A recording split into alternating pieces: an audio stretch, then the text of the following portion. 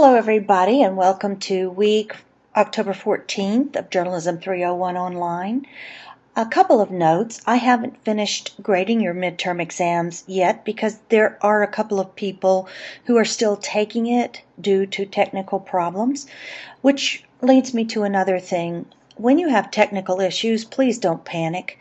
There really isn't any reason to panic. I'm very happy to work with you. If you'll just let me know, email me immediately, and we can get anything worked out, I'm quite certain. This next week is a big one. You get your first project assignment, or your only project assignment actually, and then there are 2 chapters to read.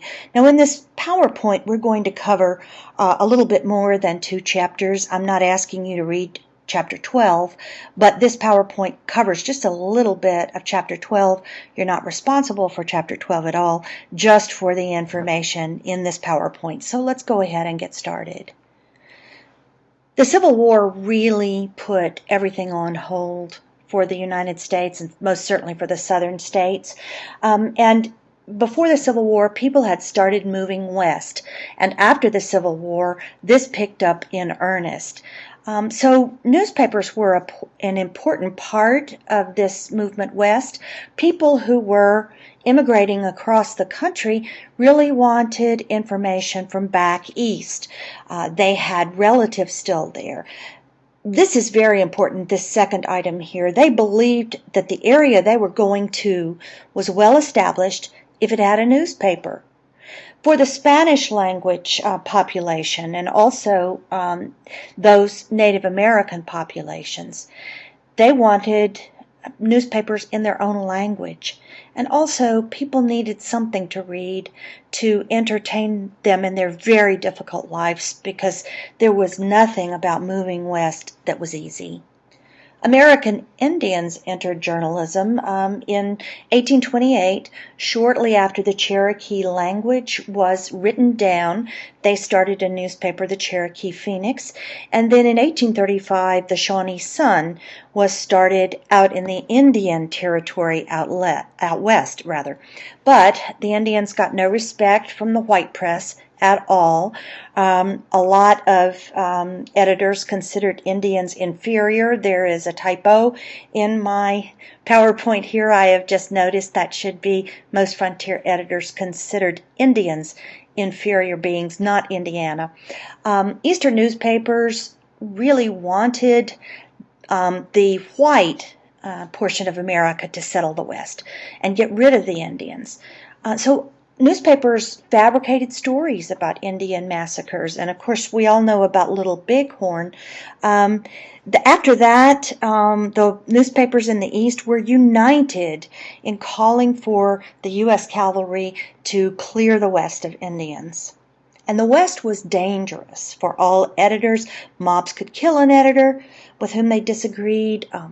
We've all seen Westerns, and we know law enforcement was not well established. And editors became kind of outrageous. The West was so dangerous, and they needed entertainment, so they often made things up.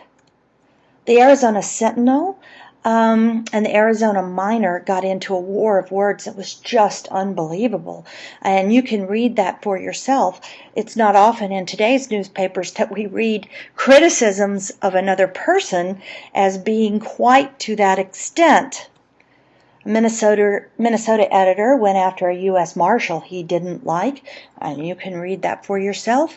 Pretty harsh. One writer's career was made by his reporting in the West, and of course that was Mark Twain.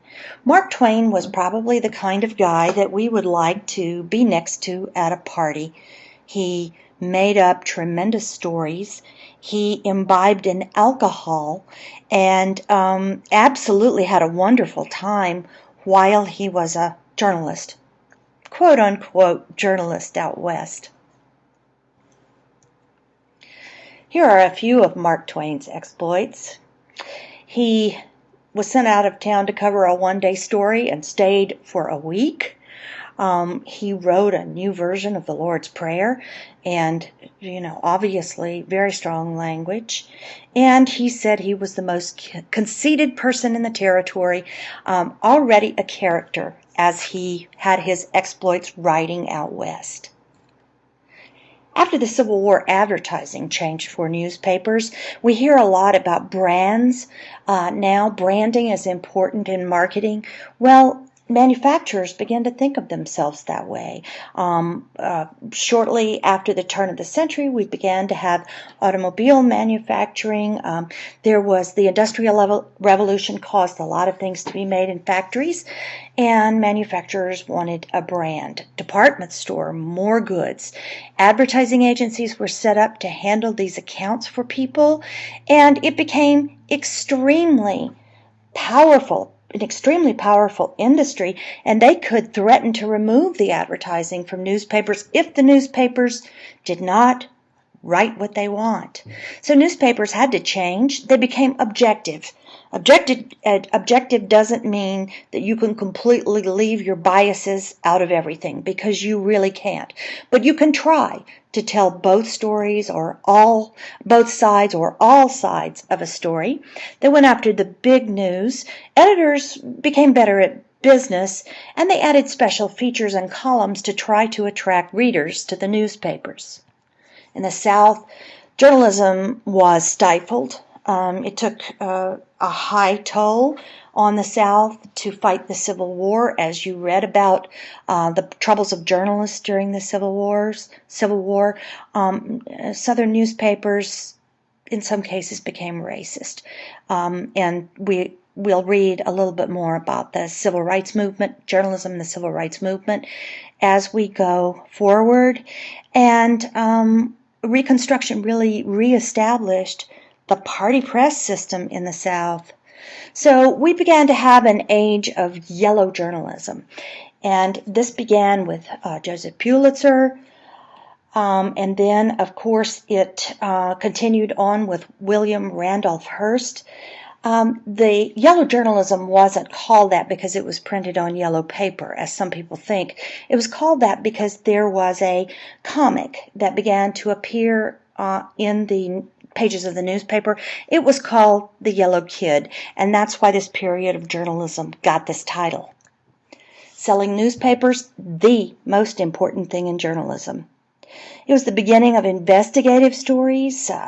Coverage of drinking and prostitution came back onto the front pages. Remember, in the penny press, we had a lot of that. Now it was absolutely back on the front pages again. And it wasn't the elite, it was the common man who dictated this, and that harkens back also to the penny press.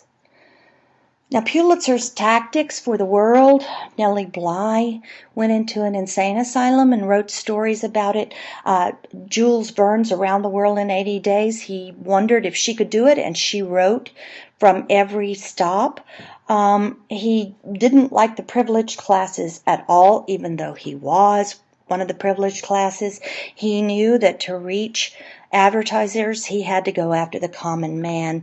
And he also launched a campaign to raise money for the base of the Statue of Liberty, so he did do some good things. Then came a man, William Randolph Hearst. He had published the San Francisco Examiner, and then he bought the New York Journal, and he began to out Pulitzer. He hired the entire reporting staff away from Pulitzer, and the war was on between these two men as they tried to out-sensationalize each other. The New York market of journalism is extremely interesting in this time because there was no end to which these two men would not go to sell newspapers. So yellow journalism was the bigger the headline, the bigger the news. Hoaxes, fake interviews, inaccuracies. News became about personalities, which we still see today. And there's always been a question, did yellow journalism cause the Spanish-American War, which, as you remember from your American history, it was a very short war. And it started kind of historians don't really understand it.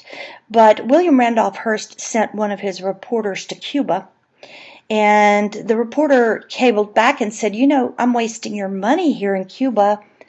There's nothing going on. And William Randolph Hearst supposedly said, stay in Cuba, you supply the pictures, and I'll supply the war. Does that mean the newspapers started the war? Well, you can join in the debate if you want to, because it's always been something that people have wondered about.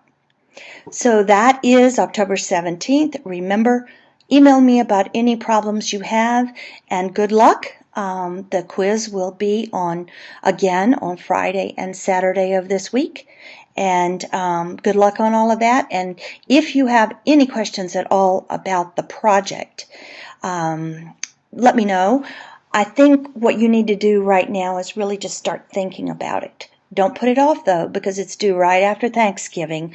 And if you start right then, you're going to mess up your Thanksgiving holidays and maybe not make it on the assignment. Bye-bye. Have a good week.